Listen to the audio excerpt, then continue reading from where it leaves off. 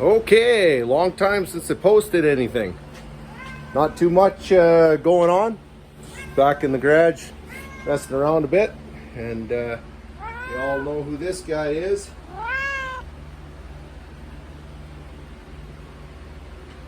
Yeah. So, anyways, I got all 8 piston rod assemblies in.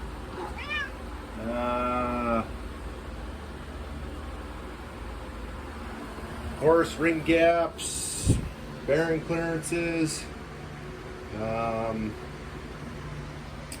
Yeah, so interestingly enough, when I first put this together, I was using Clevite rod bearings. That's what came with this engine when it was all set up, machined, ready to go years ago. But I found a little mark, a little nick in the one rod bearing.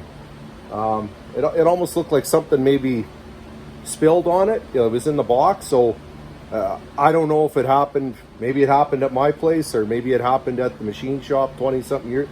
Anyways, it doesn't matter where it happened. It was just one half, and it had a little spot that landed in it, and it kind of etched itself into the bearing material.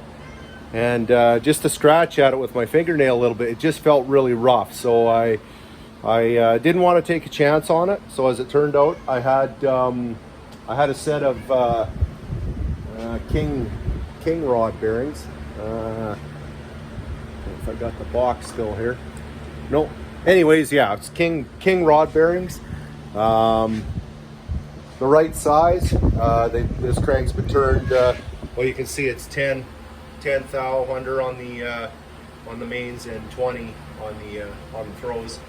So I had a set of rod 20 thou undersize for the throws. So by going with the Clevite 77s and measuring it with my dial bore gauge and the micrometers, I was coming in right at about 26 10,000ths, or 2.2 thou 6 10,000ths, 2.6, however you want to say it. And then by switching to the King brand rod bearings, it tightened it up basically a half a thou, which still puts me totally in the wheelhouse. I did a quick plastic gauge check just for the heck of it, and that's what led me to thought, well, I better do an actual right technical measurement. So I was getting, I'd say I would call it 2 thou at the plaster gauge. I know there's lots of videos saying you can't use plaster gauge and it doesn't work. Well, yeah, it does work. Anyways, here's the grid here on the green plastic gauge, and when it squishes out, I don't think it's that hard to see that you're in the wheelhouse. So what I was getting, I would call 2 thou. And when I use the dial bore gauge and micrometer, I actually got, technically clamping it down in the vise and the soft jaws and everything, I got 2-1. So 21 10,000ths or 2 thou and 2.1. 0.0021 thousandths of an inch. Mouthful there. So anyways, yeah, that's where we're at there. Here's the stock cylinder head. I took it apart because they've been sitting for so long, and it's all, it's had all brand new valves. It just needs a good clean. And I don't know if in the video you can see if you can see where it's been, after they do a valve job, they just use a little bit of compound and give it a quick check to see how they're, to check their valve job basically. But you can see it was really nice, the actual valve job here. I'm sure you'll see it in the video. You can see just the thin gray line. So the valve job was nice. As you can see, these heads have been untouched as far as porting. They're just the stock. I probably repeated that I don't know how many times. but and they've been cut for the positive stem seals. I'm gonna run a cutter down them again because I've got a set of these Viton seals. I'm a big fan of these. The ones that came on it were fine. It's just they're from like 20 something years ago, and I don't even think they make them anymore. But these are still readily available, so I'm gonna use these ones here. And I am gonna do just I wouldn't call it porting, but I'm just gonna clean up some of the sharp edges and take some of the casting flash off. And I'm not trying to set no power records with this engine. Believe me, if I was, this is not the cylinder head I'd be using. But not that a guy couldn't make these into something better. But these are the stock. You can see these are the semi-closed chamber here. 290 casting oval port. And they're the matching pair, the correct ones. I guess just for comparison, I have a set of 70 LS6 heads somewhere here, tucked in. Oh, here we go. Yeah, so here's a, yeah, I mean, at one time this was a big deal to have these. I guess it is for restoration and stuff, but you can see the difference here. Here's a rectangle port, and these are a fully closed chamber here. And these LS6 got 219s and 188 exhaust valves, if anybody cares to know that. But yeah, these ones are in really great shape, and they are unmolested. There's probably somebody out there would really like to have the set of heads, and not just the set of heads. I got the complete 1970 LS6 short block under here. It's all, I can't even hardly get at it. But anyways, that's what's under here. The short block, the rest of it. And I've got the intake. I've got a complete 70 LS6 engine, but I know it's not a big deal anymore. Well, maybe it is.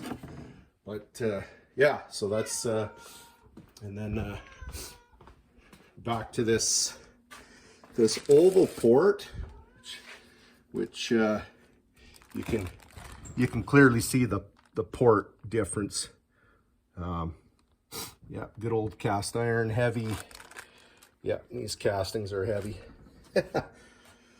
But it's good for keeping you in shape. So that's about that. I checked the springs that were with these heads. Although they're new, they're nowhere near the pressures needed. And I got my micrometer here to check the installed height. So I'm gonna go through these and set these all up for that solid roller cam that I'm gonna use. What else we got on the go here? I think, yeah, that's, oh, I know. The old 62, it's not painted yet, but I did get some color on it, so I'll show you what that looks like. It's been sitting now for quite some time, but yeah, here we go. Here it is in base coat, and yeah, so just give you an idea of, yeah, it hasn't been clear coated, obviously. But it's starting to look like something finally after all these years. It's coming along. I think the gaps and stuff are, now with some color on it, you can really see how it kind of what we have as far as fitment, and I'm happy with it. It's not this isn't a SEMA show car, but it'll definitely be should be a nice driver anyways. Lot of hours into splicing these quarters and now they make a full factory style quarter. I haven't seen one in real, but I've seen pictures of them and they look nice. So if anybody's watching, if anyone's put them on, I'd be curious to know how they are. But yeah, so we got, yeah, just show you kind of where we're at now. One of the, one of the benefits to using the base clear is like, this thing has been sitting for, it's been sitting for a couple of weeks, but it's no problem because I'm going to go back. There's a couple spots I want to sand out. You can see a couple little dust spots and stuff like that. But I think what I'm actually going to do is I'm going to mask the car off. I'm going to clean up the roof, give the roof a light sand, and give it another coat of base, and then I'm going to clear coat the roof. And then that way I can let it sit, and then I can mask the roof off. And then when I go to paint the rest of the car, I'm not, whether you want to call it Murphy's Law or whatever, I can see just getting around my last coat, reaching across the roof, and then rubbing the hose on the door or something like that. So I'll do the roof, get it done, mask it up, and then I just, worry about shooting the rest of the car. And as far as the color match, I've got lots of base coat, and there's no metallic in this color. So as far as doing the hood and the trunk after the fact, I'm not worried about color match at all. And same thing, once the car is done, I can kick it out of here. I can set up the hood and the trunk in here, and then I've got all this room to work with. But thought I would just show. I don't know, it's starting to look like something again. It's been a long, been 7 years. Obviously, I haven't been working on it every single day of that time, but I do have a day job, unfortunately. Well, I guess I should say, fortunately, I have a job to go to, because maybe for those that are out of work, hopefully you get something going again. It seems to be getting tougher and tougher all the time these days. Yeah, that is about that. Just, yeah, still got the whiny cat here. Yep, and he's noisy, but he's good. He keeps the mice away. So anyways, that's a quick update. I haven't posted anything in quite a while. Nothing too exciting going on. And hopefully everybody had a good Christmas vacation and Happy New Year and all that. And reading through the stats and comments, it looks like, holy cow, I have for the subscribers that I have, it looks like the percentage is a big percentage is Americans. So I appreciate you watching. We've been, I'm not sure if you've been paying attention to the temperature up here, but we've had some pretty cold days the last couple weeks. And, when was it? Last week there, we hit down to, you know what? It actually hit minus 40. And it doesn't matter if we're talking minus 40 Celsius or minus 40 Fahrenheit, because no matter which system you're on, at minus 40, that's where they both meet. So minus 40 Celsius is minus 40 Fahrenheit. In other words, we don't even have to say the numbers. It's freaking cold. It's cold enough to freeze the balls off a brass monkey is what I'll say there. But yeah, I'll give you a little look out here. It's kind of dark. Oh, there's the light. So yeah, we got a bit of snow up here where I'm at, of course. And it's a little cool. I think we're sitting at about, I'm not sure what the temperature is right now, but it's slowly warming up. We're supposed to be back up on the plus side of things. So, I'm going to say we might even be getting close to, well, for the Americans watching, we might be getting into the 40 degrees. So I know at 32 Fahrenheit is 0 Celsius. So yeah, I think next week we'll probably be in the 40s, or for here we're going to be above 0 anyways, Celsius. But anyways, that's enough I'm gonna get comments saying that maybe I should be a weather guy or something. But yeah, that's all I got for now. I'll just keep picking away on this engine here, and anybody has any questions or comments? I don't know. Not really too much I mean, it's just it's just a mild build. We're not trying to build big horsepower with this thing. It's I own the I own the car that it came out of. I'm fortunate enough. I own the '70 Chevelle that it came out of. It's an original SS 4-speed car. It needs restored, but it's pretty solid car to start with. Oh, maybe I'll do a walk around on the if somebody wants to see that, the body. The interior is still in it, and I replaced a quarter on it and did a couple patches. Oh, way back. I don't know. I say way back. I'm 47, but I would have been in my 20s. So it feels like a long time ago. There's one or two hangovers back, anyways, for sure.